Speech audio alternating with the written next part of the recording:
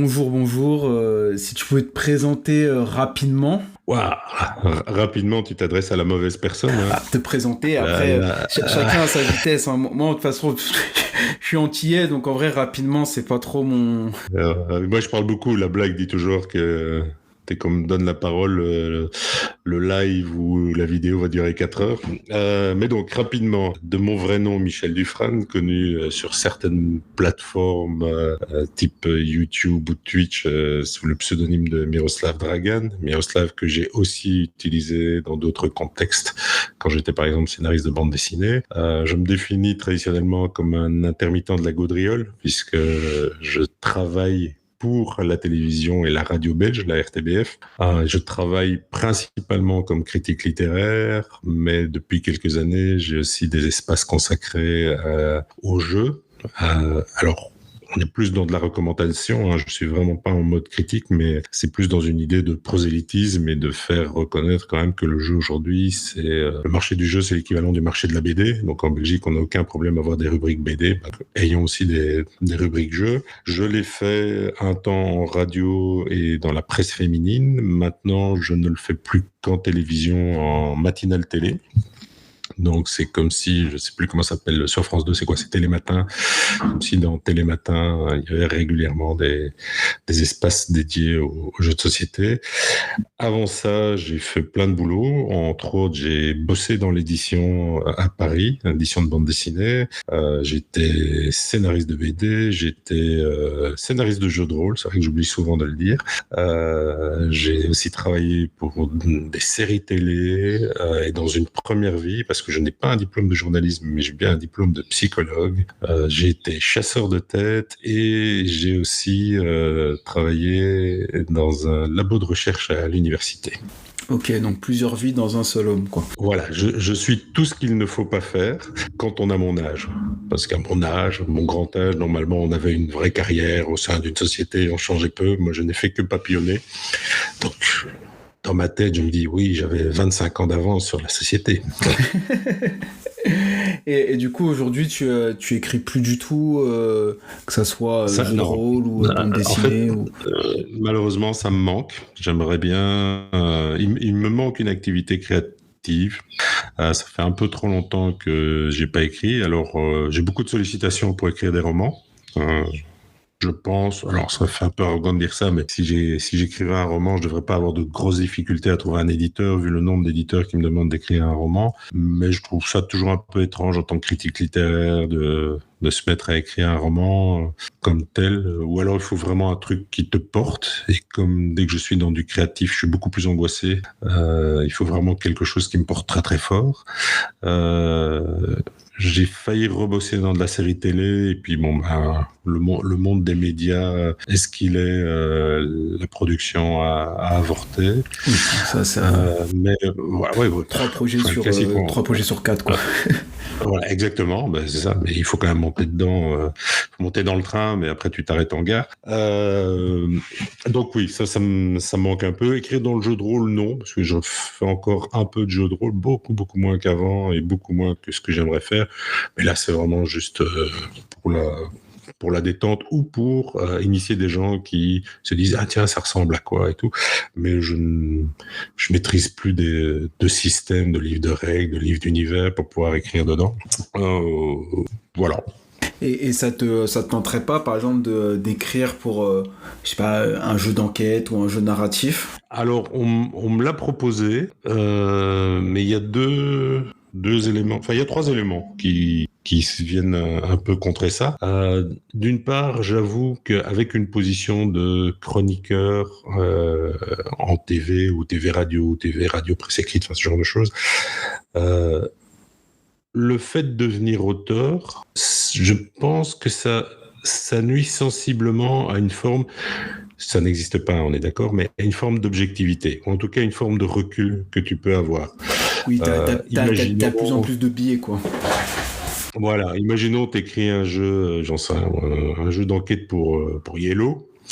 Il est évident que ton regard sur les jeux Yellow sera à un moment ou à un autre biaisé. Même si tu te dis que non, machin, oui. Tandis qu'ici, je suis très très détendu, quel que soit l'éditeur, quel que soit le jeu, je me pose pas la question, mais enfin, j'ai des copains ou des connaissances dans plein de maisons différentes, je connais plein d'auteurs, voilà, c'est pas le problème. Je pense que c'est un peu la même contrainte et la même angoisse que j'ai si je devais être amené à écrire un roman, par exemple.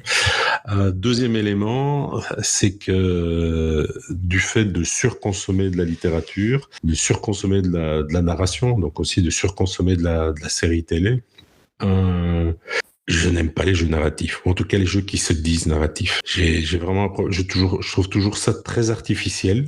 Oui, c'est vrai que les jeux narratifs, en tout cas, moi je suis dans comme tu dois savoir, je suis dans l'audiovisuel, je suis monteur dans la pub et dans le cinéma, et c'est vrai que les jeux narratifs, souvent les arcs narratifs sont hyper simples. Oui, mais en fait les choses qui me gênent, c'est d'une part, souvent c'est du livre dont vous êtes le héros qui est un peu déguisé. Quand on sort de là, il y a des bons produits jeux, hein, et je peux passer un bon moment, mais comme tu le dis, les arcs narratifs sont faibles, la psychologie des personnages, c'est pas bien écrit, des intervenants, quand même toujours très très faible, et je le comprends parce que s'il fallait amener du gris, s'il fallait amener de la nuance et tout, tu t'en sortirais pas. Alors, bonjour, voici mon jeu narratif, il est en 6000 pages, avec 4000 cartes, vous allez passer un bon moment. Enfin, je trouve ça... Ouais. Je pense que ce sont les limites du genre. Alors, quand je dis que je n'aime pas les jeux narratifs, je dis bien les jeux qui ont l'étiquette de jeux narratifs. Par contre, j'adore que les jeux me racontent une histoire. Que ça soit un univers, quoi. Ou pas spécialement un univers, mais tu as des parties, tu sors de la partie, tu as vécu un truc. Et tu peux la raconter autrement qu'en termes techniques. Quand machin a mis son barrage là, il s'est passé ça, on a compris que... Enfin, et t'es emporté parce qu'il y a une cohérence thématique, il y a une cohérence entre les mécaniques et les process et le contenu et le thème qui font que ça marche bien. Et moi, je peux sortir d'une partie de SETI ou de Kutnaora, je ne vais pas dire en ayant vécu une aventure, mais en ayant eu un moment où... Avoir l'impression d'avoir... Ouais, j'ai coincé parce que j'étais à sec financièrement, je pouvais pas acheter un permis de bâtir, il me manquait des bâtiments. Enfin, c'est très technique, mais en même temps, t'es dedans. Enfin, et c'est vrai qu'il y a des jeux comme ça où tu vis des trucs. Enfin, là, on va anticiper sur ce qu'on évoquera après, mais des jeux comme Diplomatie, tu vis quelque chose. Enfin, t'es dans la négociation, tu te souviens, t'as des souvenirs de trahison, des souvenirs de coups de bluff, des souvenirs de coups de jarnac. Enfin, et ça a laissé des moments, quoi. C'est vrai que les jeux, par exemple, tu citais par exemple SETI. Quand tu joues à SETI, bon, c'est un jeu quand même où il y a beaucoup de mécanique, mais le thème est tellement présent dans tout ce que tu fais que tu as l'impression de, toute proportion gardée, mais d'avoir vraiment envoyé quelque chose sur la Lune, d'avoir cette histoire, quoi. Après, moi, ça t'arrive peut-être pas à la 10e partie, hein, mais mes premières parties de SETI, parmi les joueurs avec lesquels je joue, j'ai beaucoup de gens surdiplômés. Je pense que ça représente quand même aussi une grande partie du monde du jeu, en tout cas du monde du jeu dit expert. Autour de la table, il y a astronomes et physiciens, et donc les premières parties de SETI, ils commentaient les cartes. Ils expliquaient des trucs, comment on discutait. Et donc ça rajoutait quelque chose d'assez magique sur ce qu'était réellement le jeu. Alors, j'imagine... Enfin, même, je pense que les dernières parties, au final, tout le monde est très concentré et tu cherches une énergie, un machin, j'envoie un satellite. Mais mine de rien, t'envoies un satellite, tu regardes les rotations du système solaire, enfin, des trucs comme ça, il y a quand même de ça. Voilà. Et donc, oui, si le jeu me porte et me fait vivre un moment ou me laisse des souvenirs, ça me va. Et ça, je trouve que le jeu a quand même cette force narrative-là. Voilà. C'était pour faire le distinguo entre jeu narratif et jeu qui raconte une histoire. Mais c'est vrai que pour moi en tout cas je suis rentré dans le jeu de société et surtout de plus en plus dans le jeu dit expert. parce que j'ai l'impression que c'est un package, que c'est un truc qu'on me raconte vraiment un truc complet et j'ai l'impression, je vais pas dire de regarder un film, mais d'avoir une histoire complète et de participer à cette histoire, quoi. Ouais, mais ça, tu participes, t'es acteur d'un moment. Voilà, t'es acteur d'un moment avec tes comparses et c'est chouette. Et une bonne partie, souvent, tu oublies peut-être le résultat, mais tu te souviens de moments, de coups, d'instants. Il y a des parties de Maracaibo qu'on peut se raconter. On sait qui a gagné, c'est toujours le même qui gagne.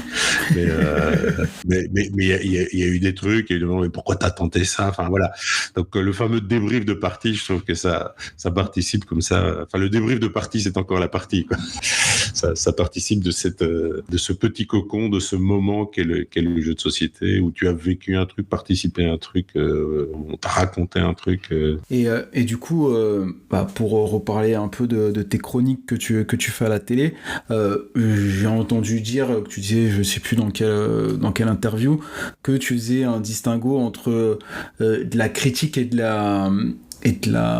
conseil. Toi, tu vois ça plus comme ce que tu fais comme du conseil, je vous conseille ça, mais sans forcément dire ce jeu est bien, ce jeu est pas bien, mais plus je pense que vous devrez essayer ça. Alors, je suis en mode chronique, hein, quoi qu'il en soit, et pas en mode critique, pour plusieurs raisons. Alors, la première raison, c'est qu'aujourd'hui, le jeu n'a pas encore une assise assez forte auprès du grand public. Donc, je suis dans du média généraliste. Hein. Ça passe à la télé, bien parce qu'en France, on n'a pas cette chance. Chaîne publique, c'est ça la force de la Belgique. Et donc, attention, généraliste ne veut pas dire que le public, c'est juste des ménagères teubées qui ne s'intéressent à rien. Généraliste veut bien dire ce que ça veut dire, c'est tout le monde. Donc, dans ce contexte-là, il me semble, dans une approche un peu prosélyte, enfin, dans l'idée de faire accepter le jeu comme, alors oui, un média culturel, enfin, une activité qui peut rencontrer des envies de ce public très général. Il est important de donner alors peut-être pas des guides d'achat, mais en tout cas des guides pour dire, ok, quand on parle de jeux de société, vous me répondez Monopoly. Et pourtant, quand je vous parle cinéma, vous me répondez pas Charlot. Quand je vous parle musique, vous me répondez pas Edith Piaf. Donc oui, il y a une modernité, il y a des jeux pour tous les types de publics. Que vous ayez envie de vous prendre la tête sur des fichiers Excel ou que vous ayez juste envie de mimer des trucs, c'est possible. Et donc, allons-y. Souvent, je dis en blaguant, dans mes chroniques, je me fous du jeu lui-même. C'est-à-dire que souvent, en télé, je groupe 2-3 jeux qui ont des mécaniques ou des ressentis assez proches, mais qui ont des prix différents ou qui s'adressent à des publics différents en termes de complexité ou de temps ou de compréhension des règles enfin voilà. Et pour dire aux gens, ben voilà, vous avez envie d'un jeu parce que vous partez en gîte, vous serez 4, il va pleuvoir. Ben, si c'est avec des enfants, c'est plutôt ceci. Si vous êtes juste entre adultes, voilà, ou avec des ados, tentez cela. Si par contre vous avez déjà l'expérience du jeu, essayez ceci, ça vous occupera 4 heures. Et c'est entre autres pour ça que je disais, j'ai toujours beaucoup de mal avec l'idée de jeu expert et ces étiquettes qui sont nécessaires, mais qui, je trouve, dans un généraliste, n'ont pas leur place, parce que les vraies questions qui me sont posées après une chronique, c'est combien coûte le jeu, combien dure une partie, et combien de temps pour lire les règles. Est-ce que les règles sont difficiles à comprendre? Et ça s'arrête à ça. Et si les gens sont motivés... tu leur dis, ouais, une partie, c'est 4 heures, et il faudra une demi-heure d'explication de règles, et la personne peut dire, ah ouais, mais le thème m'intéresse, ok, d'accord.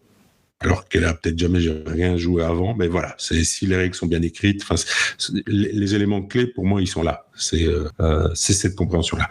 Donc, oui, je suis dans la chronique. Et l'autre élément qui est important, c'est que je pense que, alors je probablement pas me faire des amis, la critique ludique est impossible aujourd'hui. Parce que pour pouvoir faire de la critique, même en littérature, il te faut d'une part un corpus et un cadre théorique dans lequel tu peux évoluer. Or, aujourd'hui, il y a quand même très, très, très, très peu de thèses, de référents, d'ouvrages de référence, d'ouvrages d'analyse. C'est très jeune, ludique. Oui, justement, qui te permettent, enfin, à la fois c'est très jeune et pas très jeune, mais bon, qui te permettent d'avoir ce cadre-là. Et d'autre part, pour moi, l'autre élément fondamental, c'est que j'envisage le jeu comme un système. C'est mon côté psychologue qui revient à la charge, mais pour moi, le jeu, c'est donc un système, c'est plus que la somme de ses parties, puisque ça intègre les interactions entre les parties elles-mêmes. Et donc, un jeu, c'est quoi? C'est du matériel, ce sont des règles, enfin des règles qui définissent un système, et ce sont des joueurs et des joueuses. Et il faut tous ces éléments-là pour que le jeu existe, et c'est tous ces éléments-là qui vont générer ta partie de jeu. Or, tu peux prendre le même jeu, donc objectivement avoir les mêmes règles, le même matériel, le même système. Tu changes les joueurs ou tu changes le contexte du jeu, tu ne joues pas au même jeu. Et c'est pas le même jeu, c'est sûr. Donc, c'est sûr.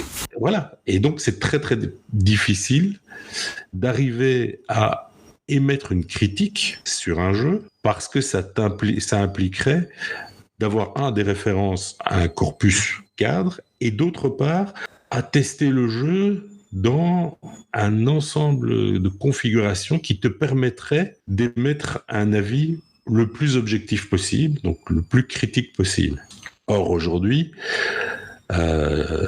alors c'est possible, hein. Peut-être que, et j'espère, un de ces jours, on va avoir des experts, des chercheurs, peut-être des gens comme Boris de Rue du Jeu, par exemple, qui à un moment vont prendre un jeu, ils vont se dire, on va le tester dans la configuration A2, A3, A4, le matin, le midi, le soir, avec des joueurs qui ont déjà joué à tel et tel type de jeu avec tel type de mécanisme. Analyse derrière, quoi. Voilà. Ah oui, c'est ça. Mais c'est ça une critique. Quand tu critiques Proust, tu dis pas juste j'aime pas.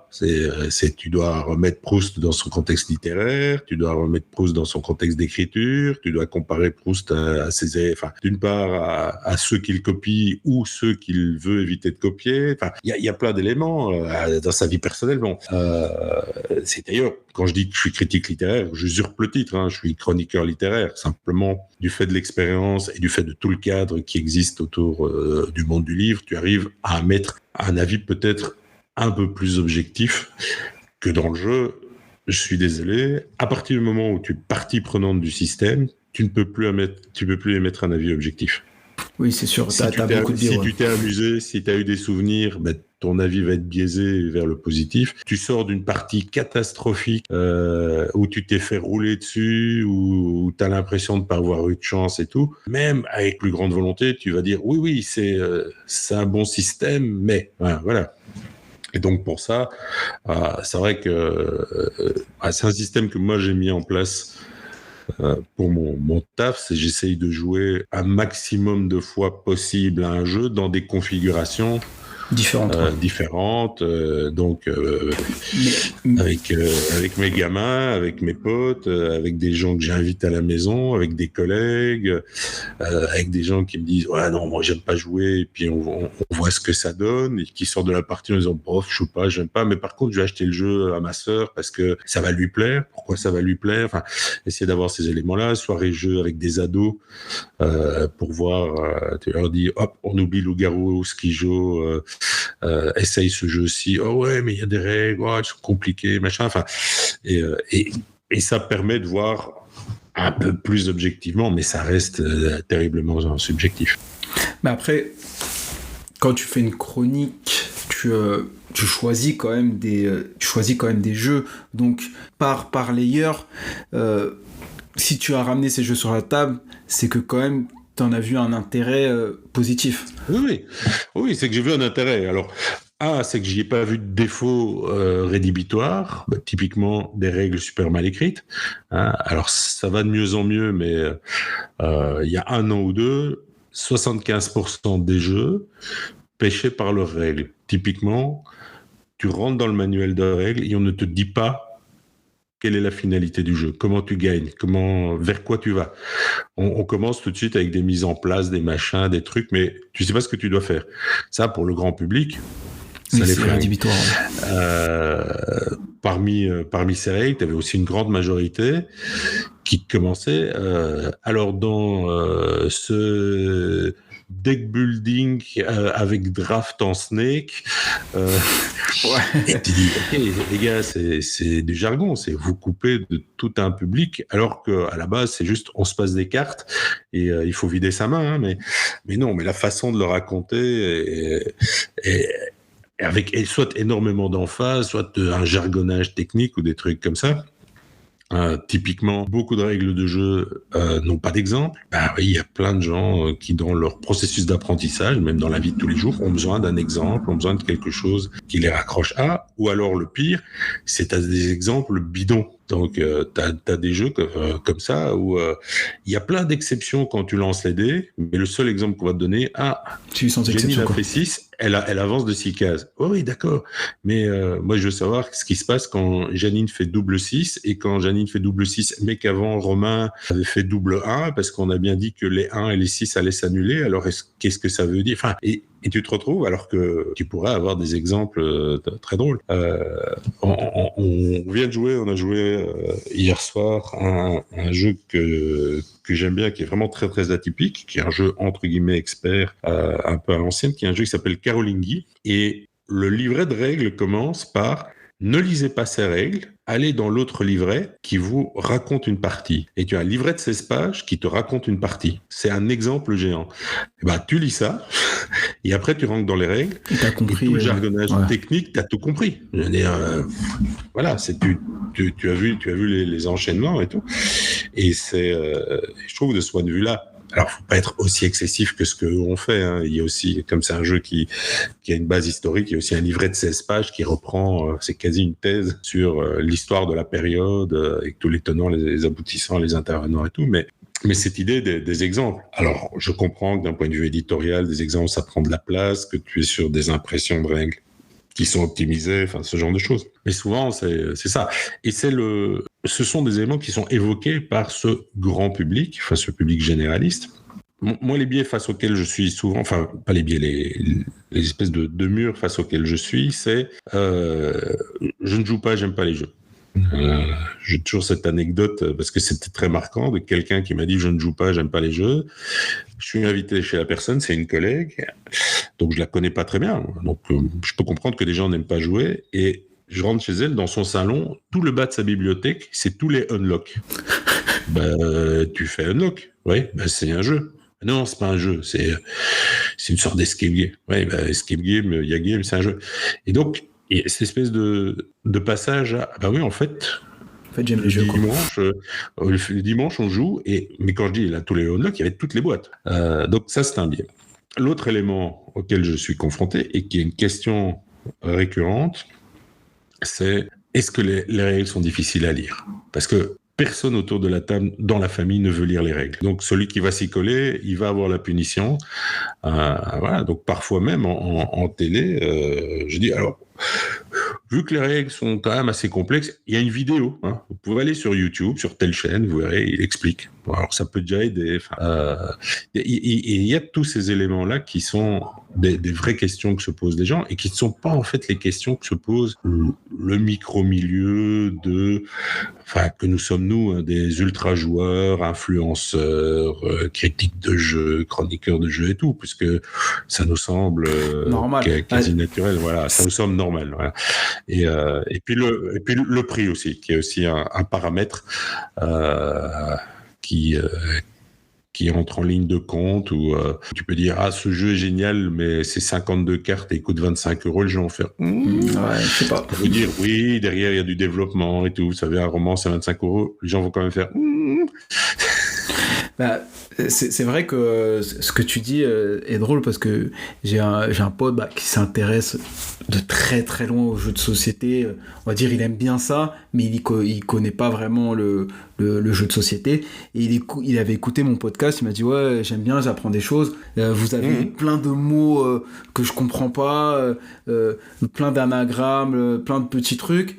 Et je lui dis: ah ouais, je m'en rendais pas compte. Il m'a dit: tu devrais peut-être expliquer, parce que y a plein de choses qu'on comprend pas. Par exemple, quand tu dis deck building, nous, quand on dit deck building, ok, on comprend.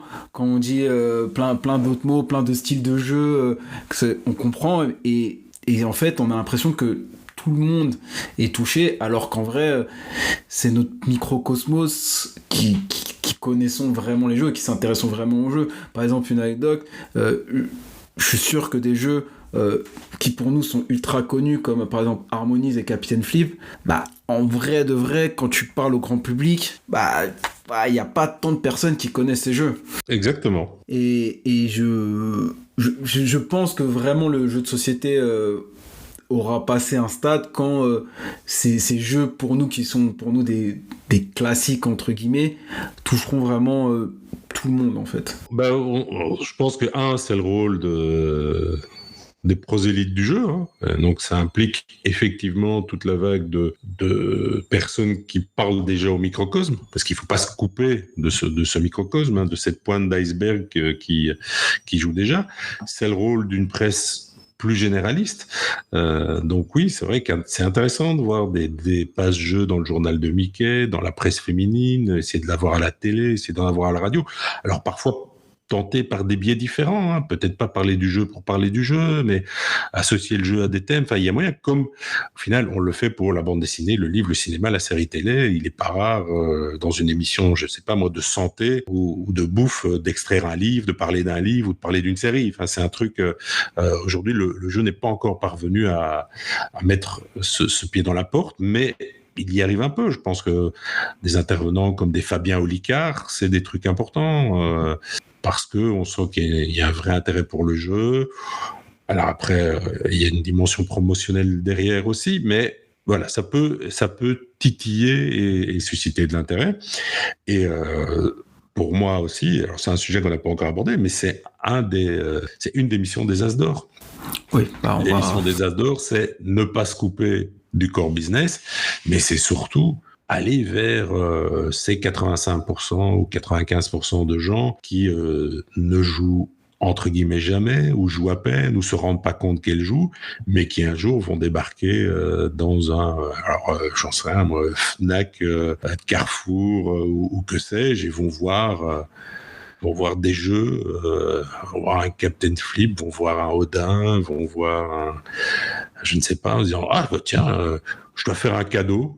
J'hésitais entre le dernier concours et un jeu. Bon, il aime pas lire, on va lui prendre un jeu. Ça a l'air bien. Comme sur les vins, il y a une petite médaille en or qui dit que c'est un chouette truc. Bon, allez, voilà. Et hop, il a un Seven Wonders ou il a je ne sais pas quel jeu. Mais ça commence quand même à prendre un peu de place, en tout cas dans les médias dits généralistes, parce que par exemple, je sais plus si c'est l'année dernière, mais par exemple des choses comme Loup-garou qui a fait une série sur Netflix et un film en même temps. Déjà, même si c'est un vieux jeu qui est entré dans les mœurs, mais rien que ça, ou même là, je sais, sur Europe 2, il y a une émission maintenant, jeu de société à la radio, ou encore Tu te mets combien qui va sortir bientôt, Arthur fait un jeu. Rien que ça, c'est des petits trucs, mais qui fait que le jeu de société prend des petites parts petit à petit, quoi. Mais tout à fait. Hein. Mais je pense que c'est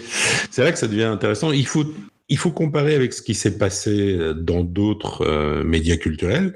Simplement, pour l'instant, le jeu est plus jeune, est en train de rattraper ce temps-là un peu à la hussarde dans certains domaines. Mais c'est ça. Aujourd'hui, si tu analyses la production cinéma ou la production série télé, t'es à quoi ? T'es à 80% des productions qui sont issues de livres. Alors, soit de littérature, soit de bande dessinée. Un peu moins bande dessinée, mais il y en a quand même pas mal. Et si on intègre le marché mondial, donc la production de comics, oui, elle est très, très représentée au cinéma. Et c'est juste naturel. Alors, les critiques cinéma ne diront jamais « ceci est adapté d'un roman ». Et pourtant, il y a des semaines, quand tu regardes toutes les sorties ciné, toutes les sorties sont adaptées de livres. Et voilà, c'est intégré. Et donc maintenant, tu as, comme tu le dis, tu as des jeux de télé. Il y a déjà eu ça. Hein, il y a déjà eu des jeux adaptés de jeux de société. Tu as eu des trucs pour des gamins. C'est des jeux qui peuvent être camouflés. Mais voilà, ça existe, ça se pose. Eh bien, je pense que c'est une évolution normale. Et ce qui est amusant, par exemple, avec le loup-garou, c'est connais plein de gens qui ont pratiqué le loup-garou à un moment ou un autre, qui ont regardé la série espèce de, je sais pas, jeu télé-réalité, c'était quoi, c'est Canal qu'il avait fait, Oui, là. c'est ça. Et pourtant, tu leur poses la question, est-ce que vous êtes joueur? Ils te répondront non. Ouais. Et ça, ce sont des paliers à passer. C'est qu'à un moment, il faut pas avoir le jeu honteux où il faut être conscient du fait que, et généralement, quand tu leur poses la question, est-ce que vous êtes joueur et qu'ils te répondent non, c'est pas qu'ils ont pas envie de jouer. Ils aiment ça. Mais c'est le... C'est pas rentrer dans leur logique de je vais m'acheter un jeu où j'ai un après-midi pluvieux à perdre, je vais jouer, je vais le sortir naturellement. Tes lecteurs et lectrices, tu leur poses la question, vous lisez? Bah oui, enfin voilà. Oui, il y a pas cette honte. Mais c'est vrai que dans le jeu de société... Même s'ils lisent 250 livres par an ou 3 livres, oui, ils lisent. Enfin voilà. Et donc, alors je sais pas si c'est de la honte, enfin, c'est une façon de la honte peut-être pour certains, parce que c'est peut-être encore un peu associé à la jeunesse ou autre, ou simplement c'est tellement occasionnel qui se pose pas la question, voire parfois pour certains, enfin j'ai une copine qui est comme ça, je vais prendre deux copines qui ont un regard très négatif sur le jeu, parce que, alors pour la première, elle est entourée de joueurs où elle a été dans des magasins où on a beaucoup jargonné, et donc ça lui a fait peur. Elle arrivait juste en disant je passe une soirée entre copines, je voudrais un jeu. Et alors tout de suite c'était il vous faut un jeu d'ambiance, machin, combien, est-ce que vous aimez les rôles cachés? Et donc je sais qu'elle a un peu paniqué sur le truc, et il faut je la ramène au jeu d'une certaine façon, juste en lui sortant une boîte, en disant on essaye, voilà, si t'aimes pas, on change autre chose. Donc, il y a eu ce premier contact avec le monde du jeu qui était un peu, alors traumatisant, c'est un grand mot, mais un peu dur. Et l'autre copine, qui est mon ancienne chef en magazine féminin, et c'est comme ça que j'ai commencé à écrire en magazine féminin sur le jeu. Ne voyait pas la place du jeu dans un magazine féminin, parce que son mari est un très très très gros joueur. Mais quand je dis très gros joueur, il joue énormément, il joue souvent, mais pour lui, le minimum, c'est Gloomhaven. Voilà, ça c'est un petit jeu. Ouais, ça commence à être un jeu solide, quoi. Voilà. Et donc, pour elle, le jeu de société, il y a eu le Monopoly, le Cluedo et tout. Et puis à un moment, maintenant, c'est devenu quelque chose de sérieux, et c'est des machins avec des kilos de figurines, des plateaux de jeux énormes, des après-midi super longues, avec 4 vieux mecs dans le salon qui sont en train de se gratter la tête en buvant des bières, mangeant des chips, en disant ouais, mais est-ce que ma Fireball est quand même pas plus efficace si je me mets dans l'angle, et trucs comme ça. Et c'était ça le jeu de société. Il n'avait aucun autre exemple autour d'elle. Et là aussi, il a fallu juste un peu accessoirement, comme ça, lors d'un barbecue, sortir un time bomb, et ça l'a fait marrer. Elle a dit ça existe? Bah oui, ça existe. Ah ok, et qu'est-ce qu'il y a d'autre? Bah voilà, et donc je pense qu'il y a de ça aussi, c'est que comme on vient d'une micro-niche qui est en train de devenir une niche, les habitudes ludiques étaient peu enclines à s'adresser à un public autre que ceux qui avaient les mêmes habitudes ludiques. Enfin, c'était un peu des forts à la mode. Oui, nous, on est des joueurs, on reste entre nous, on a notre jargon, on joue à des vrais jeux, machin. Enfin. Oui, déjà, des vrais jeux, c'est un peu comme le terme, moi, expert, pour moi, qui est un terme pour moi qui est un peu se mettre une balle dans le pied. Ouais, tout à fait. Parce que, déjà, je trouve que commercialement parlant, c'est une erreur. Je le dis, c'est une erreur. Parce que dans un autre sujet, quand on me dit expert, moi, je me dis, ok, expert, déjà, ça veut dire quoi? Ça veut dire spécialiste, plus. Si je vais vers là, c'est que je dois connaître. Et si je suis pas expert, c'est-à-dire que je dois avoir un chemin pour aller vers là.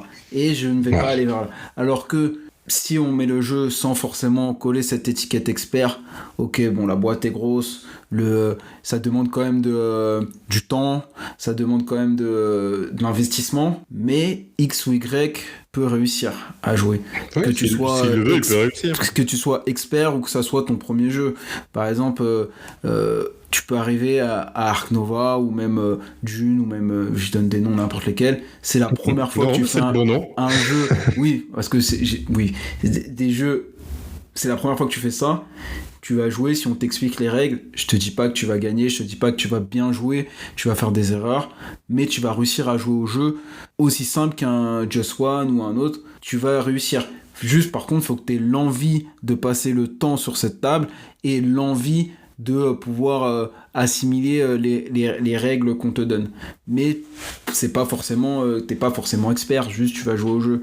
Par exemple, au jeu vidéo, il n'y a pas un jeu vidéo, par exemple, je vais donner un jeu Red Rising qui est hyper dur, c'est pas écrit jeu expert, c'est marqué jeu vidéo, ils se mettent pas une étiquette qui est un peu se mettre une balle dans le pied et réduire du coup sa zone de chalandise, je pense. Oui, mais après, alors, tu m'enlèves tous les mots de la bouche, puisque je pense exactement la même chose que toi.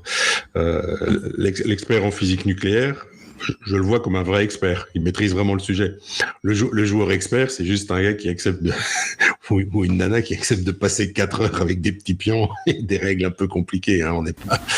Donc, cette notion-là est quand même très, très, très étrange. Après, c'est vrai que j'aime bien la notion de Kenner, qui est dans le Kenner-Spiel, pour le côté les connaisseurs, mais c'est un problème de sémantique. Il faut, ça j'en suis convaincu, créer quand même des catégories pour guider les gens, mais les mots pour bien définir ces catégories, au final, sont pas nombreux, et on voit bien que quand on discute en disant tiens, et si tu devais si tu devais inventer un prix et faire des catégories, tout le monde est dans la mouise.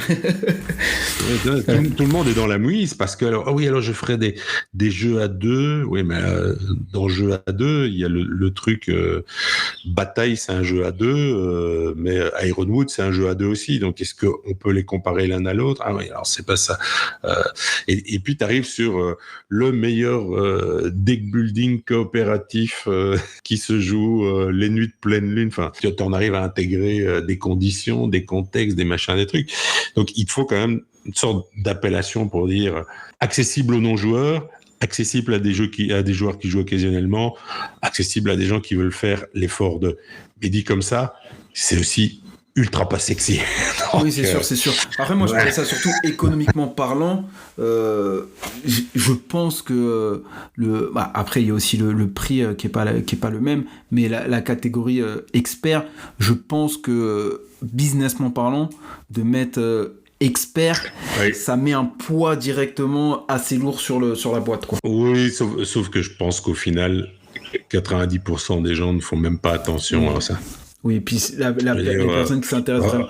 Mais je parle peut-être je me trompe, mais parce que la plupart des jeux dits experts, on va dire 90%, voire 99% de leur cible et de leur...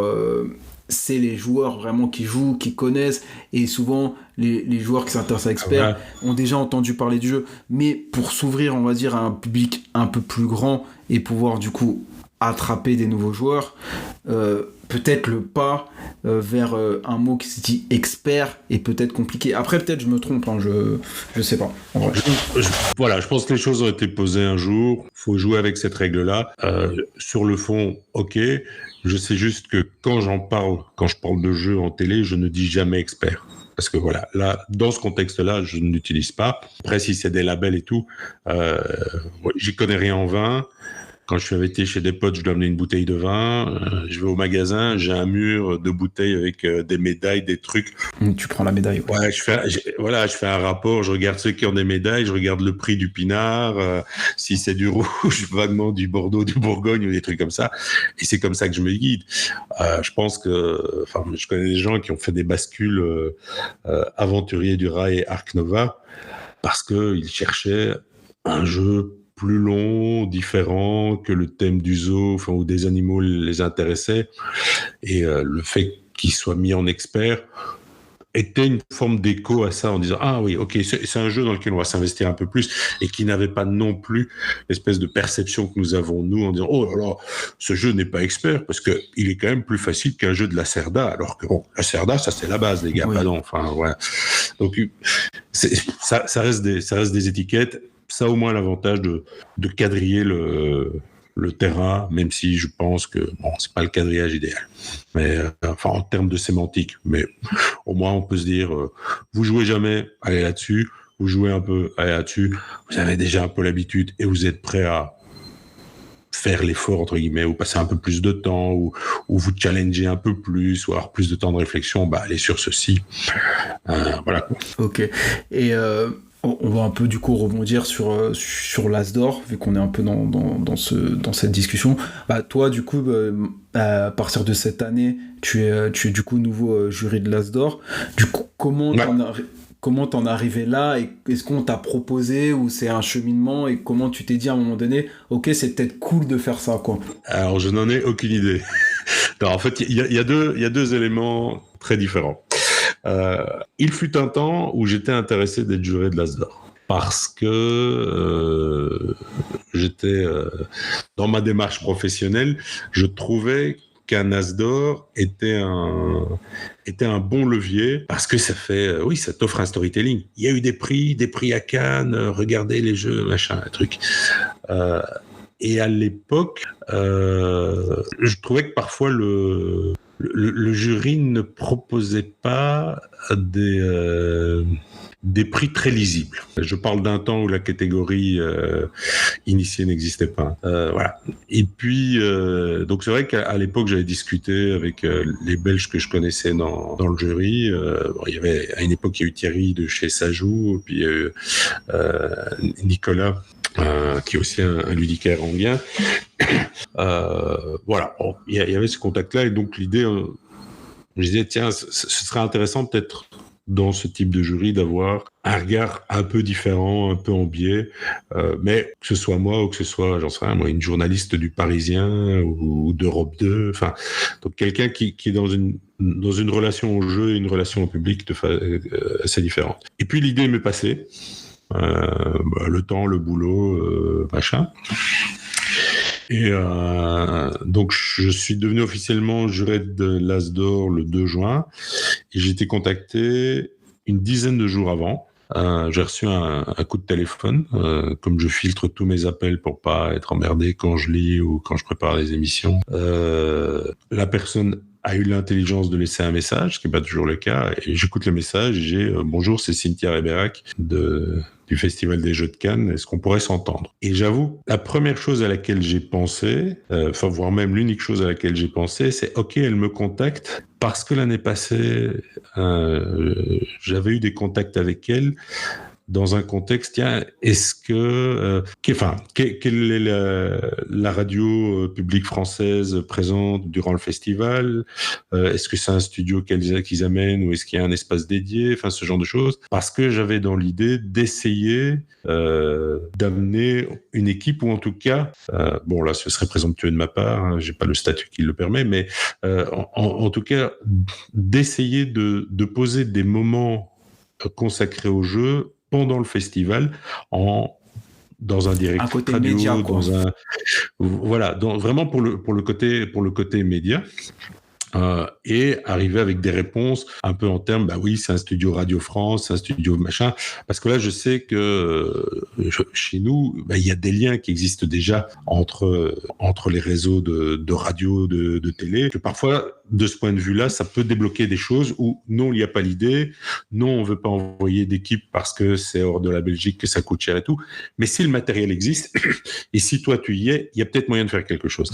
Et donc, j'étais convaincu qu'elle m'appelait pour m'apporter des réponses en me disant, bah voilà, parce que c'est un appel au milieu du mois de mai. Je me dis mai, As d'or en fin janvier, février. On est dans ces timings-là. Et donc je la rappelle. Avec mon petit bloc-notes, prêt à prendre des notes, genre le contact de France Bleu, c'est machin, c'est un studio truc, ouais, espèce de machin comme ça. Et puis il me dit, ah voilà, à propos de l'As d'or, votre nom a été cité par un ensemble de personnes, j'ai vu ce que vous aviez fait, j'ai vu une vidéo que vous aviez tournée avec Boris rue du Jeu, sur l'analyse du prix, est-ce que vous voudriez être juré parce qu'il y a une place qui se libère? Et il fait ouais, c'est cool, ouais, ok. Je ne m'attendais pas à ça, mais ouais, ok. Voilà. Puis après, on a discuté un peu modalité.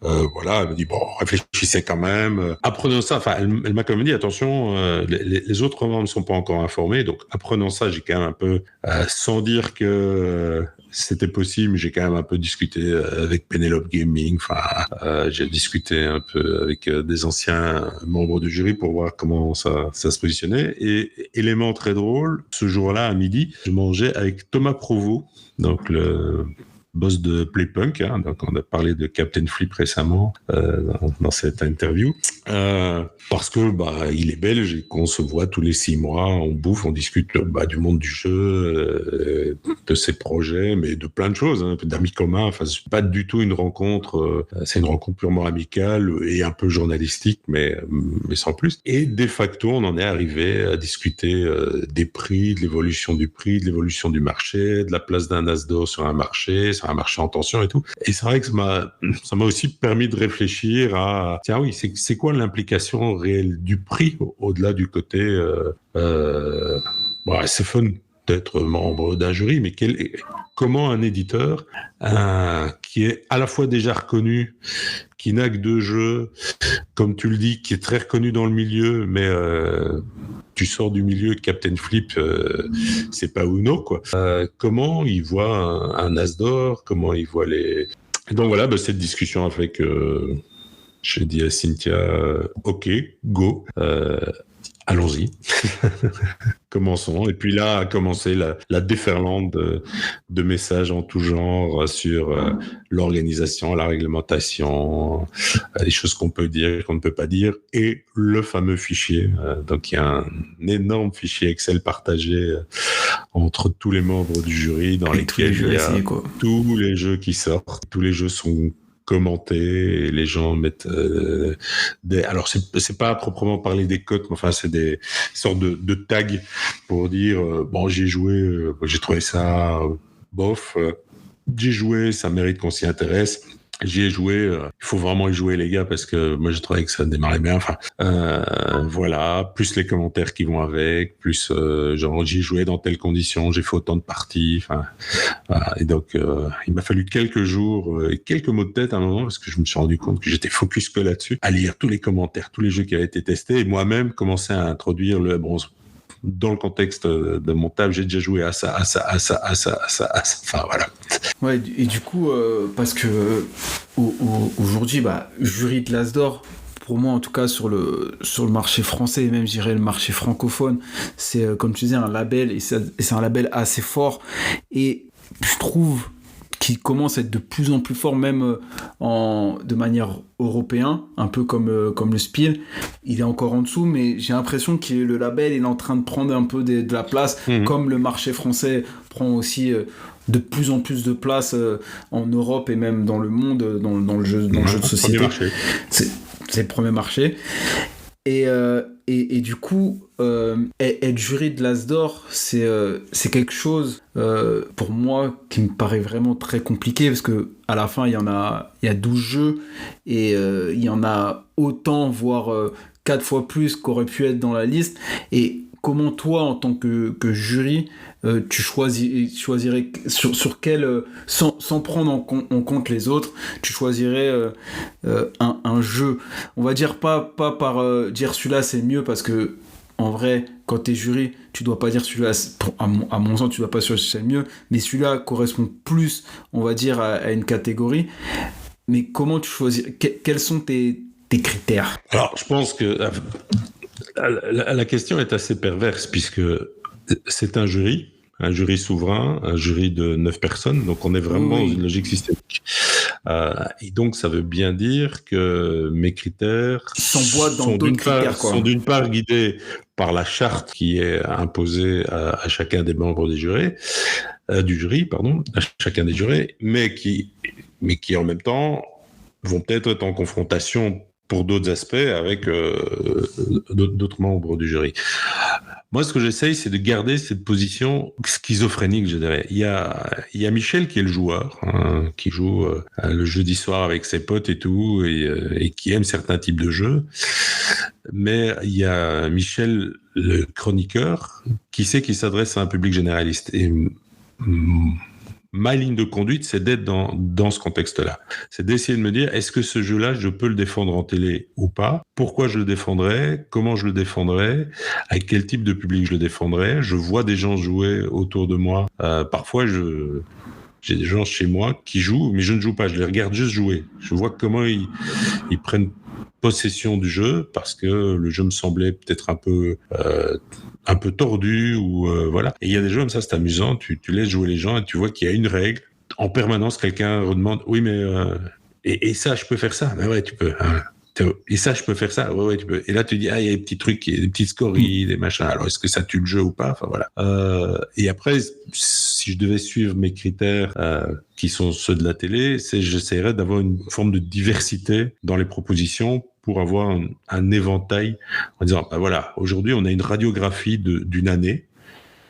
Et cette radiographie, c'est celle-ci, et on voit que le jeu expert a un peu tendu vers ça, que le jeu à deux était présent, que telle thématique était présente, que telle innovation était présente. Voilà, ça, ce serait mes positions. Mais je débarque dans un jury, il y a 8 autres personnes, les choses se discutent. Après, avec l'expérience, ne nous leurrons pas, je pense que on pourrait interroger autour de nous des gros joueurs ou des gens qui suivent l'actu ou qui jouent régulièrement.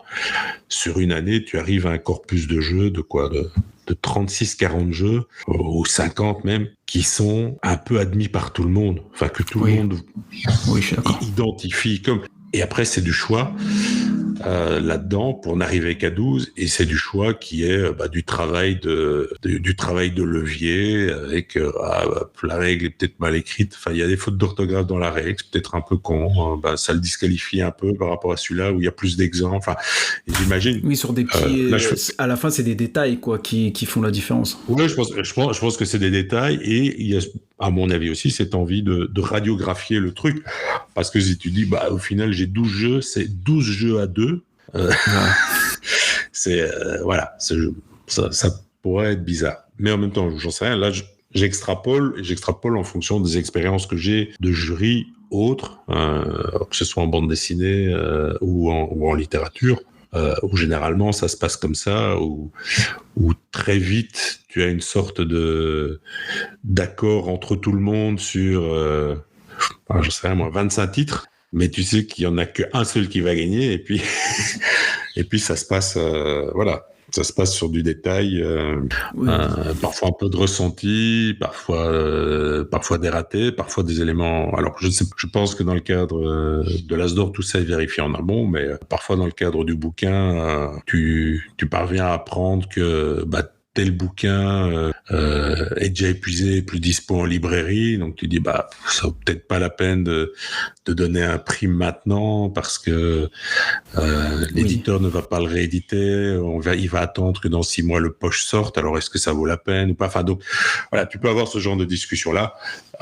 J'imagine que dans le cadre des As-d'Or, il y a ce genre de discussion là sur d'autres facteurs, sur d'autres valeurs, lesquelles, j'en sais rien, je découvre. Pour l'instant, je suis vraiment dans la phase de découverte. Je fais que projeter et extrapoler des expériences que j'ai eues par ailleurs. Ok. Et du coup, avec ça, toi, comment tu vois un peu l'évolution du monde du jeu de société?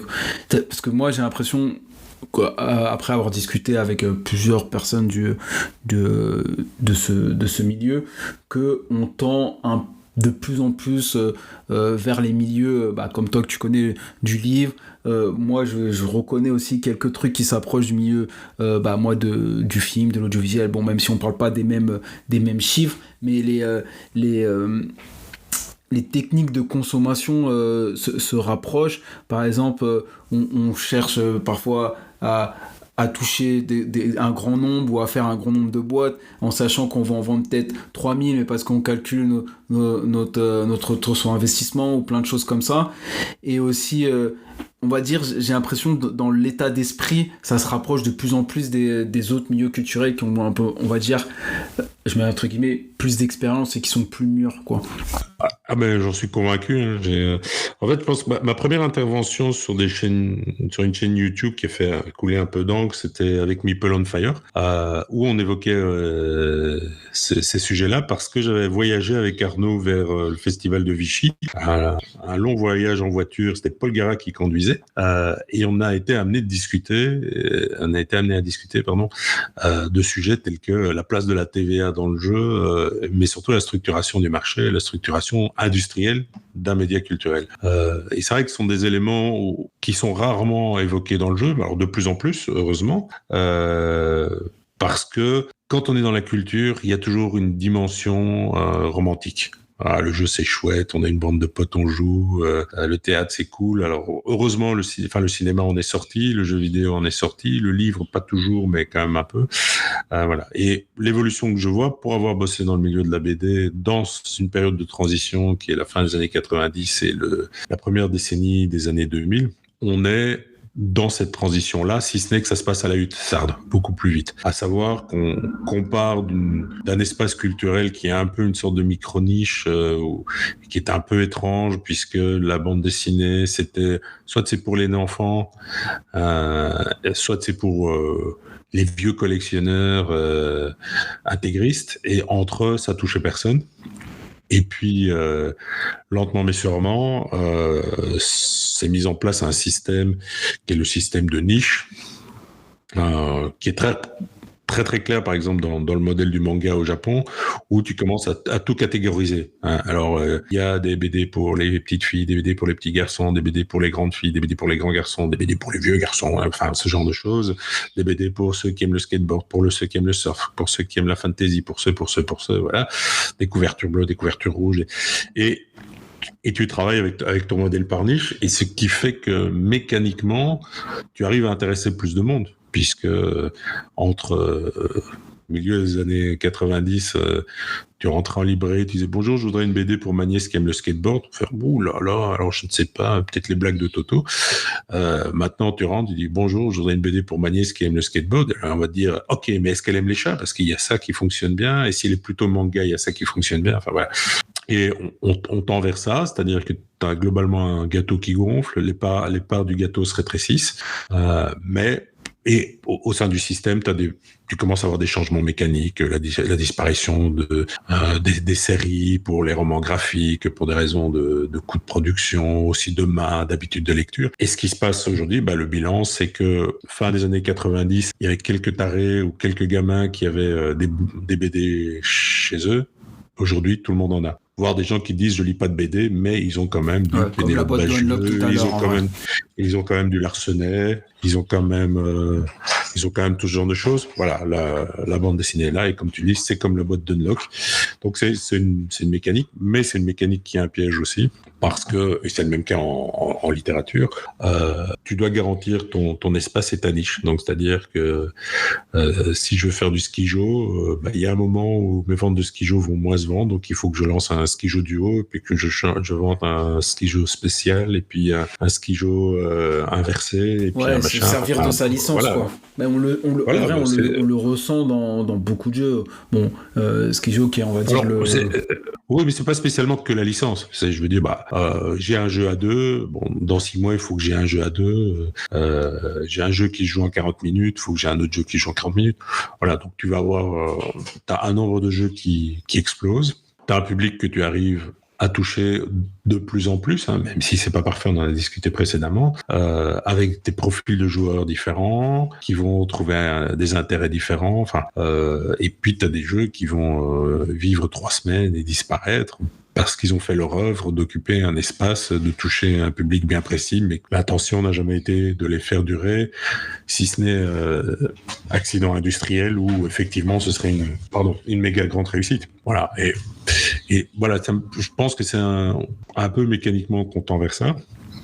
l'étape suivante, si on se cale tant sur le monde de la littérature que le monde de la BD, je reste quand même toujours dans cet exemple BD qui est plus clair pour moi, c'est qu'à un moment dans la BD, les gens ils lisaient des livres, enfin des titres, des séries. C'était le nouveau 13, le nouveau Torgal. Et puis il y a eu une bascule où à un moment on a commencé à identifier les auteurs. Tu achètes du Sfar, tu achètes du Trondheim, tu achètes du Manu Larsenet, tu achètes du Pénélope Bagieux. À la limite, tu sais pas te donner le titre du bouquin, mais tu sais ce que tu as acheté. Et je pense que là, on commence à amorcer un peu aussi ce virage-là où, attention, c'est un jeu de Catala, c'est un jeu de Boza, c'est un jeu de Théo Rivière, où lentement mais sûrement, on commence à avoir des auteurs qui eux-mêmes sont un peu des labels. C'est sûr. Mais après, il n'y a pas ce truc comme dans comme il peut avoir dans le cinéma, ou même moi je le vois dans le monde de la pub, où l'auteur est un peu une exclusivité, on va dire, avec son producteur. Là, dans le monde du jeu de société, et je suis en train de réfléchir, mais dans les autres milieux culturels, j'ai pas l'impression qu'il y ait ça. Les auteurs dans le monde du jeu de société, ils papillonnent un peu dans toutes les maisons d'édition, et il n'y a pas ce côté ok, si j'achète n'importe quoi, un Théo Rivière, je sais que ça va être Matago, tout le temps Matago, et du coup j'ai ce gage de ok, j'achète cet emboîtement, je sais que ça va être bien, quoi. Alors, t'as ça en littérature, hein. Typiquement, Amélie Nothomb, c'est toujours chez Albin Michel. Jean-Christophe Granger, c'est toujours chez Albin Michel. Et c'est vrai qu'il n'y a pas la dimension d'écurie pour l'instant, mais parce que le développement des sociétés elles-mêmes, la nécessité pour les auteurs dans leur survie de devoir avoir plusieurs projets en parallèle, les force à être présents. C'est aussi l'économie qui veut ça, parce que on va dire dans la publicité, il y a ce contrat d'exclusivité, on va dire, avec une maison une boîte de production, mais la boîte de production sur une année est capable de faire vivre le réalisateur qui est signé, alors que dans l'économie du jeu, on parle de sommes qui sont plus dérisoires. Si tu signes qu'un seul jeu, ou même 2 jeux, ou même on va dire 3 jeux avec le même éditeur, déjà un éditeur va pas sortir 50 jeux dans l'année, et du coup toi si t'as que un jeu voire 2 jeux et tu veux vivre que ça, l'éditeur n'est pas en capacité de te faire vivre plusieurs années du jeu, je pense. C'est peut-être aussi ça. Oui, mais t'as tout un principe d'économie. Alors on le voit à une époque dans la bande dessinée, t'avais les studios, hein, t'avais Hergé et sa bande de gens et tout le monde pouvait en vivre. T'avais un studio chez Dupuis qui était lié à Spirou, enfin genre de choses. Puis ça a disparu parce que mine de rien c'est plus facile d'avoir des auteurs entre guillemets mercenaires, parce que ça implique des renégociations de contrats à gauche ou à droite. Mais il y a probablement un moment où un éditeur qui aura les reins assez solides, et je pense entre autres à des éditeurs qui maintenant sont dans le giron de grosses boîtes, hein. T'as quand même des mastodontes comme Hachette qui ont leur propre studio, qui pourraient très bien dire bon bah voilà, Bruno Catala désormais t'as une exclue avec nous, on te la paye, tu nous sors 4 jeux par an, il y aura un jeu chez Sorry We Are French, un jeu chez Gigamic, un jeu chez Studio H, voilà, t'as du temps de dev, machin, enfin un peu comment tu pourrais imaginer ça. Alors est-ce que ce serait intéressant ou pas pour les boîtes, enfin j'en sais rien, ou pour les auteurs, mais c'est des possibilités de développement. Mais moi c'est imaginable, mais il faudra aussi qu'on arrive à une vraie personnalisation à la Spielberg. Ah, c'est un film de Spielberg, je vais le voir. Alors, tu te poses même pas la question, ou je vais pas le voir parce que je le déteste, mais voilà, c'est tellement personnalisé que tu sais. Et donc là, aujourd'hui, je pense que Bruno Catala, Théo Rivière, Antoine Boza, Rainer Knizia font vendre, mais pas encore à ces volumes-là, et les noms résonnent probablement chez les hardcore fans du jeu, chez nous, mais peut-être pas encore tout à fait ailleurs. Déjà, rien que ma femme, et pourtant ma femme est par mon biais, et elle joue quand même pas mal. Elle ne regarde pas les noms sur les boîtes, et elle s'en tape. Genre, je sors le jeu. Et tant mieux. Je sors le jeu, elle me dit ok, c'est quoi, on joue, et que ça soit X, Y ou Z, c'est pas son problème, quoi. Ouais, cela dit, ta femme n'est pas une acheteuse. Oui. Parce que là, l'intérêt de la consommation qu'on vient évoquer, cyniquement, c'est juste dans l'acte d'achat. Jouer à un jeu de Théo-Rivière, si tu l'as déjà dans ta ludothèque, ça va, voilà, c'est sympa. Ouais. Mais c'est pas le truc. Non, c'est identifier Théo-Rivière en te disant, je vais dans un festival parce que il a sa nouveauté, il est là, je veux le rencontrer. C'est l'effet Amélie Nothomb. Voilà. Amélie Nothomb est en salon du livre, je vais voir Amélie Nothomb, je vais acheter le nouvel Amélie. C'est l'auteur marque. Pour le reste, il y a plein de gens qui lisent du Amélie Nothomb sans trop le savoir, sans se poser la question. On leur a offert le bouquin, c'est sur la pile, c'est dans la bibliothèque de la famille. Bon, voilà, c'est l'autre versant. Là, on parlait de l'auteur marque, mais je pense qu'à un moment, ça va arriver. Et il y en a quand même un ou deux qui sont parvenus, mais alors dans des sphères très pointues. Mais je pense à un Lacerda. Oui. Les gens te parlent du dernier Lacerda, du prochain Lacerda, du Lacerda qui va arriver. Donc tu sens qu'il y a. Alors c'est pas accessible à tout le monde. On sait que c'est la pointe de l'iceberg, mais dans ce milieu-là, je veux dire, moi j'ai pas une soirée gros jeu, vieux joueur, expert machin, sans qu'à un moment arrive Lacerda. le sujet Lacerda, en disant Speakeasy machin, il va arriver, il a annoncé ça, donc c'est possible. Mais ce qui sera intéressant, c'est que ça arrive à des auteurs qui sont des auteurs qui font que quand mamie arrive en Fnac, elle dit mais c'est le monsieur sympathique que j'ai vu à la télé, Antoine Boza, il était drôle. Allons-y quoi. Voilà.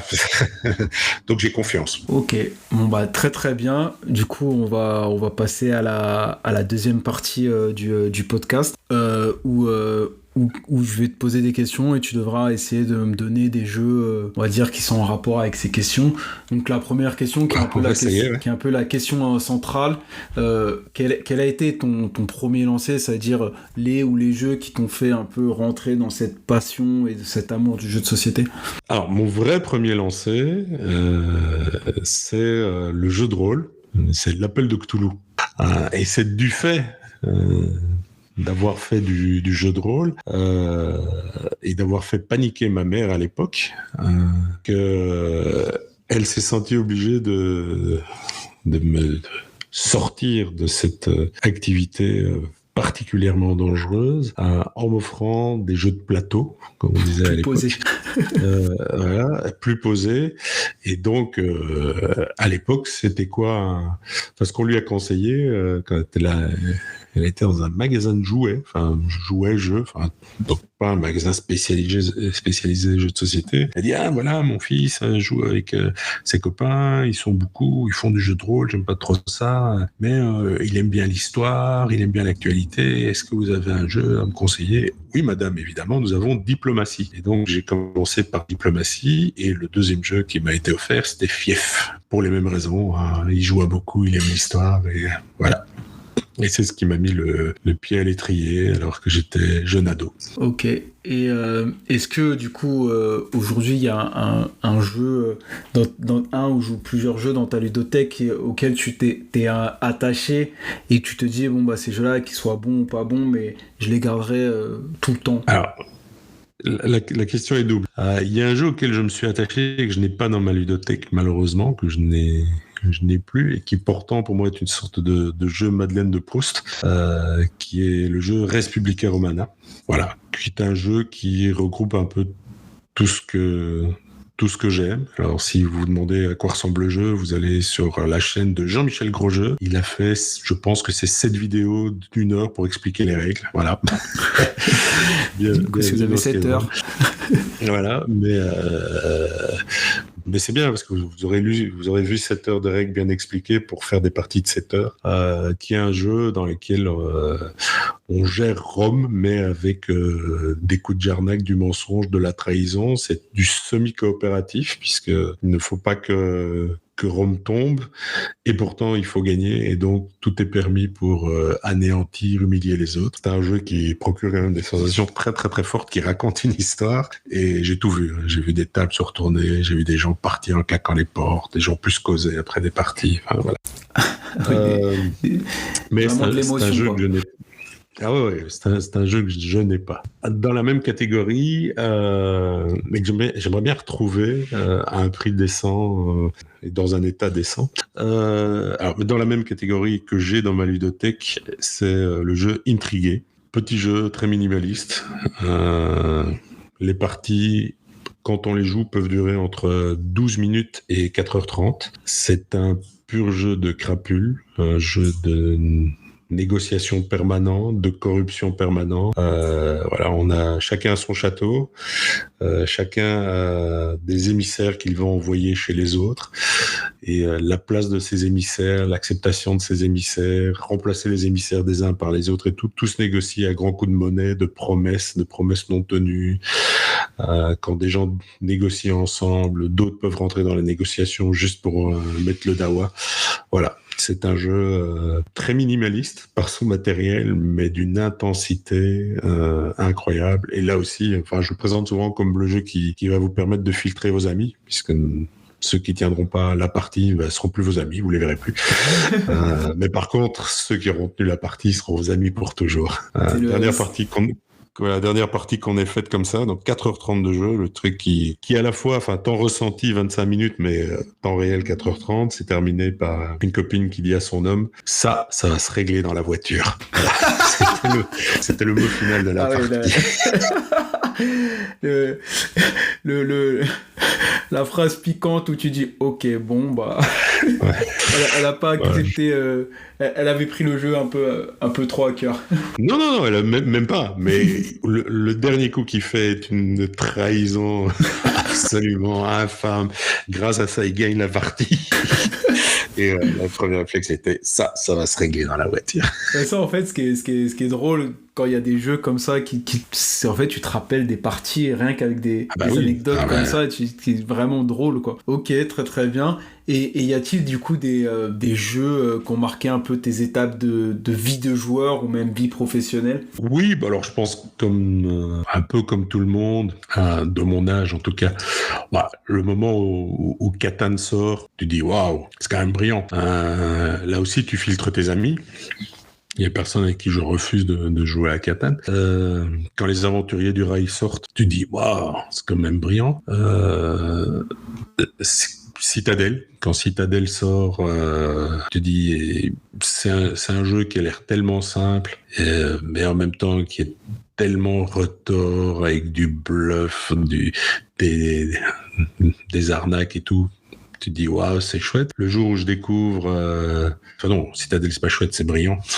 Le jour où je découvre un auteur allemand, Friedman Fries, et qu'on me met dans les mains, alors à l'époque c'était quoi, c'est Funkenschlag, donc maintenant Megawatt, enfin, le jeu de gestion de centrale électrique et tout. Je dis ah ouais, le jeu ça peut se passer comme ça. Donc oui, c'est chaque fois des espèces de steps. Puis t'as Caius qui apparaît aussi. Et tu dis waouh, cette pose d'ouvrier, c'est quand même un système incroyable. Puis tu découvres Agricola. Il dit mais pourquoi je joue à un jeu qui me fait du mal tout le temps comme ça? Mais comme c'est bien quand même. Mais j'aime bien, j'ai quand même envie d'y aller parce qu'intellectuellement, c'est super. Voilà, je dirais ça. J'enlève en parallèle, j'ai des jeux. Bon, j'ai fait beaucoup de wargames à une époque. Il y a évidemment eu Magic, qui a quand même pas mal perturbé la donne à partir de 1993-94.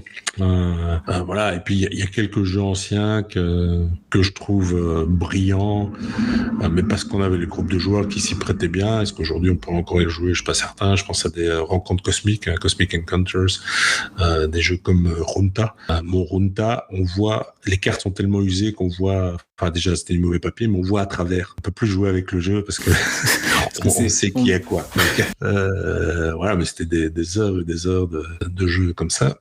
Et puis, en fait, je vais faire un break dans ma vie de joueur avec la naissance de mon premier fils. Simplement parce que il faut vider une pièce pour lui laisser un peu de place. Mettre un bébé. Voilà, c'est comme c'est bizarre. Et je vais recommencer, mais d'abord avec des petits jeux enfants. Hein, le verger, pique-plume, en disant c'est quand même drôle de jouer avec ses enfants, c'est sympa, et puis ces jeux sont sympas. Et là, naturellement, je sais pas, j'ai recommencé à jouer à des trucs, à racheter des trucs, et c'est reparti. Et comme parallèlement à ça, je me disais, tiens, c'est bizarre, moi, je suis un jeune père, non, j'ai 2 enfants, on a ces moments vraiment chouettes de jeux en famille et tout, mais pourquoi on parle pas plus de jeux dans les médias et tout? Donc j'ai repris mon bâton de pèlerin, j'ai essayé de placer un jeu de temps en temps, une petite rubrique de temps en temps, ce genre de choses. Voilà. Et là, par contre, le flot de jeux est arrivé. Je peux pas en extraire un particulièrement. Oui, là maintenant c'est un peu plus compliqué. Voilà. Alors, il y a un jeu, mais je connais pas son nom. C'est un jeu mais totalement débile et nullissime. Mais on se marre toujours comme des fous. C'est un jeu de foot. Alors, on est fan de foot. De Paris, c'est ça? Si j'ai bien compris. Mais non, je suis belge, donc je peux pas. Je ne vois même pas qu'il est sur club. Non, on est fan de l'Union Saint-Gilloise. Ok, c'est. Voilà, parce qu'on habite, dans le saison, quartier. En plus, je crois que c'est. Ils sont champions de Belgique cette année. En plus, cette année aussi. Mais à l'époque, moi, j'ai initié mes gamins, on allait voir les matchs de foot. Elle était encore en D2, quoi. C'était des matchs de nuls sur des terrains de patates et voilà. Mais il y avait cette relation père-fils comme ça. On est au match, on mange sa frite, il y a une bonne ambiance, c'est un club sympa. Voilà. Et ils ont sorti un produit marketing qui était un jeu de société dont j'ai même pas le nom, mais qui a existé un temps, je pense, avec le PSG et l'OM. Un truc très con où tu lances des dés, et puis tu progresses et en fonction de ce que tu as progressé, tu passes à la case suivante. Enfin, c'est pas plus compliqué qu'un jeu des petits chevaux, enfin, voire même moins. Mais qu'est-ce qu'on a hurlé, qu'est-ce qu'on s'est marré, et très régulièrement on leur sort pour faire des parties. Et ce qui est intéressant, c'est qu'autour de ça sont créés des mythes, c'est-à-dire que alors tu collectionnes des cartes de joueurs aussi, et on sait que si t'as ce joueur-là, tu vas perdre, parce que chaque fois qu'on l'a, on perd. Par contre, si tu as ce joueur-là, tu vas gagner. Et donc, il y a une espèce de mythe complètement débile qui se crée autour de ça, mais qui font que, sont des vrais moments. Et encore cette année, un moment, mon grand, 18 ans, il fait « tu veux le jeu de l'Union? On le ressort, on refait une partie. » Et on l'a fait, on hurlait « non, je peux pas faire 6, comment t'as fait 6, gna gna, machin. » Oui, voilà. En vrai, ça fait partie pour moi, ça fait partie de l'histoire du jeu de société. C'est que des fois, il y a des jeux qui sont vraiment nuls. Mais parce que, comme tu le disais tout à l'heure, le jeu de société, un jeu, en tout cas, c'est pas que la qualité, la mécanique, c'est la qualité, la mécanique, l'édition, les joueurs. Et la dernière partie est très importante. Les joueurs avec qui tu joues te créent, on va dire, les histoires et qui te fait, du coup, apprécier un jeu. Et du coup, par contre, je ne me souviens même pas du nom du jeu, c'est dire. Oui, c'est plus l'expérience du jeu que le jeu en lui-même, en vrai. Et du coup, toi, y a-t-il un jeu que tu sors le plus en ce moment? En ce moment, il y a Ironwood, qui est très bien. Confrontation à 2, qui est vraiment un excellent Yoel, jeu. il adore ce jeu, donc. Oui, rien que pour ça vaut la peine. Surtout que Yoel a rien compris et il pensait qu'il allait jouer à un jeu de cartes à collectionner. Je sais pas trop. Moi, j'adore aussi, donc j'ai pas. Son explication est vraiment étrange. En tout cas, on lui a présenté le jeu d'une façon tellement biaisée qu'il ne pouvait. C'était impossible pour lui de l'aimer. Enfin bon. Je trouve, je fais beaucoup de prosélytisme avec Agent Avenue. Ok. Un petit jeu comme ça. Allez gars, je vous explique les règles. 2 minutes. Hop, ça marche. Et j'avoue que j'adore Agent Avenue à 4. J'ai jamais testé à 4. Voilà, et je le conseille parce qu'il y a ce petit côté Zénith à 4, comme ça. Avec moi je joue la carte face visible, mais pourquoi t'as joué ça? Je dois mettre une face cachée, ça va pas m'arranger. Et alors les autres en face, alors est-ce qu'ils jouent la comédie et tout? Je trouve que ça marche vraiment bien.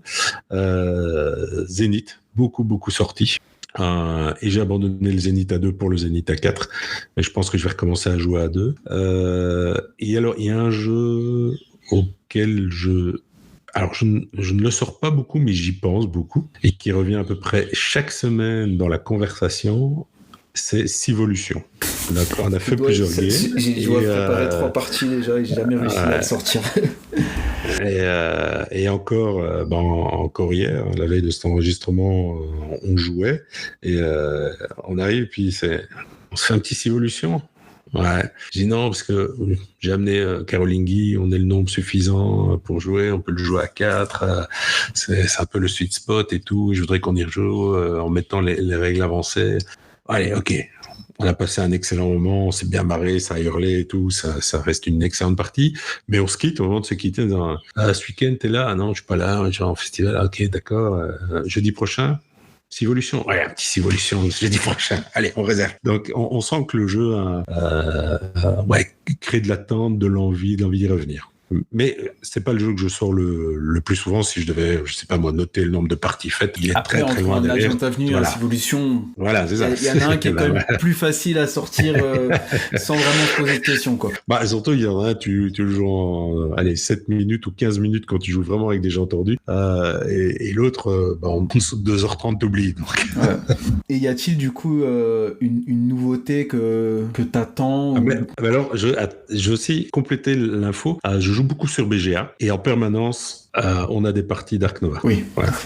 Ark Nova, je pense depuis qu'il est apparu sur BGA, c'est le vieux fumeur comme ça qui va éteindre sa cigarette et qui allume la suivante avec le mégot et puis qui enchaîne. Donc partie finie, pouf, on relance la suivante. Et donc là, on est sur du Ark Nova sans discontinuité depuis que le jeu est apparu sur BGA. Voilà. Donc après pour le coup, BGA. Par exemple, pour un jeu comme Ark Nova, c'est vraiment, c'est comme tu dis, la petite drogue du matin ou du soir. Tu fais ta petite partie et puis c'est vrai que moi, ça fait partie des jeux. Je joue aussi pas mal sur BGA, mais Ark Nova, c'est vraiment le jeu BGA. Je me rappelle même plus quand j'ai ressorti la boîte de jeu, mais par contre sur BGA, j'enchaîne. Et y a-t-il une nouveauté que t'attends particulièrement, où tu dis ça va être une nouvelle fraîcheur dans le monde du jeu, ou pas tant que ça? Non, alors ça j'ai appris à ne pas attendre les nouveautés. C'est un truc que je me force professionnellement à ne pas attendre les nouveautés, parce que si tu attends les nouveautés, c'est qu'on t'a déjà survendu le produit, qu'on t'a créé de la hype, que ce genre de choses, et j'ai pas envie.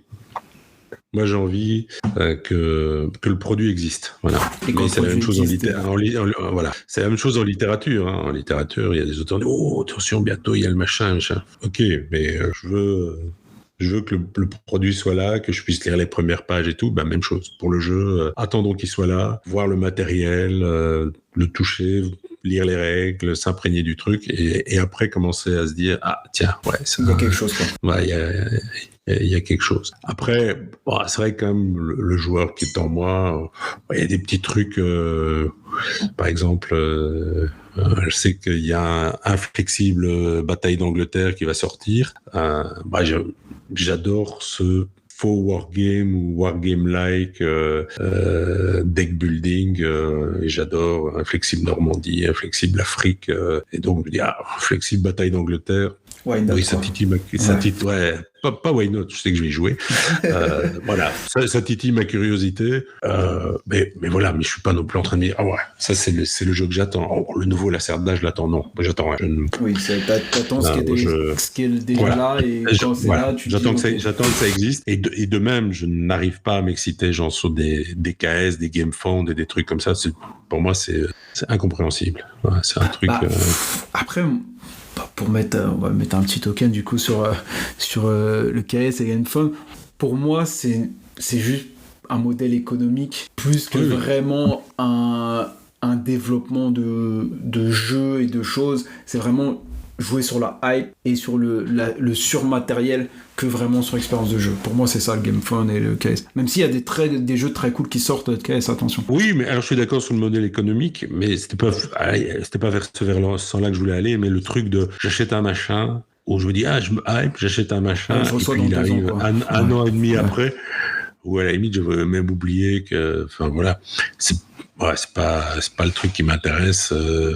Non, on est dans le moment présent, le jeu sort, il existe, il est là, je l'ai en main, je le regarde, on me le fait tester, je le teste. Je suis excité parce que je sais pas, j'ai lu la règle, je me dis waouh, ça va bien marcher avec machin et machin. Et justement, je les vois ce week-end, ça va être cool. Voilà, ouais. C'est plus comme ça. C'est vrai qu'aussi ouais. le Kickstarter, moi j'aime bien quand j'achète un jeu, ou même de pouvoir l'ouvrir tout de suite. Et quand tu as ce côté Kickstarter, tu commandes et tu dis bon, bah, je vais le recevoir peut-être dans 6 mois, peut-être dans 1 an, peut-être dans 1 an et demi, peut-être dans 2 ans, peut-être jamais. Et il y a ce truc, c'est vrai, je peux comprendre. Ok, en tout cas, merci pour cette deuxième partie. On va du coup arriver dans la dernière partie qui est, je sais pas, peut-être la plus dure. Alors oui. T'arrives du coup sur une île déserte. Tu dois choisir 5 jeux, pas un de plus.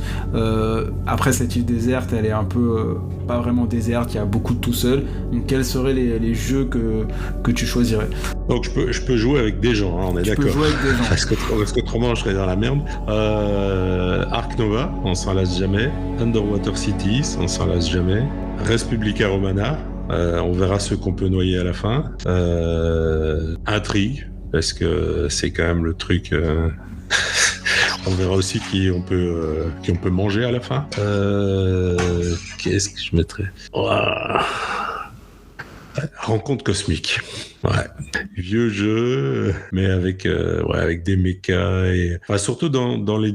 Après, il faut voir sur quel type d'édition on a. Mais il y avait une édition qu'on avait, qui était une édition dans laquelle tu pouvais toi-même créer tes pouvoirs, tes cartes, et du coup, ça tes te extraterrestres laisse. et tout. Et ça offrait un maximum de possibilités. Voilà. Bon, après, il faut espérer que sur l'île, les gens sont un peu joueurs, parce que là, il y a pas Skijo, il n'y a pas de Uno, il n'y a pas de... Après, donc ça à faire, donc, si tu leur expliques la règle, ça passe. Voilà. Et de toute façon, ce qui est toujours possible aussi, même si tu le prends pas, c'est tu peux inventer un loup-garou, ce genre de choses. Tu arrives très bien. Oui, à inventer un jeu sur l'île avec des cailloux et des feuilles, quoi. Voilà, c'est ça. Donc il y a encore ces possibilités-là, mais oui, sur des jeux un peu instaurés, ceux-là. Ok, merci du coup pour cette heure et demie passée avec nous. C'était très cool. Merci à toi. On a beaucoup appris. J'espère que t'as apprécié. Bon, t'as le droit de dire non, mais c'est rare qu'on dise non en direct. Non, mais c'était chouette parce que parfois tu m'enlevais les mots de la bouche, donc c'est vraiment plaisant. Bon cool. Et puis peut-être on se rencontrera. Je sais pas, autour d'une table ou en Belgique ou en France, qui sait. Ah oui, je vais me trouver à devoir faire quelques festivals, donc oui, si tu passes. Parce que à Skip maintenant, t'es jury, donc. Voilà.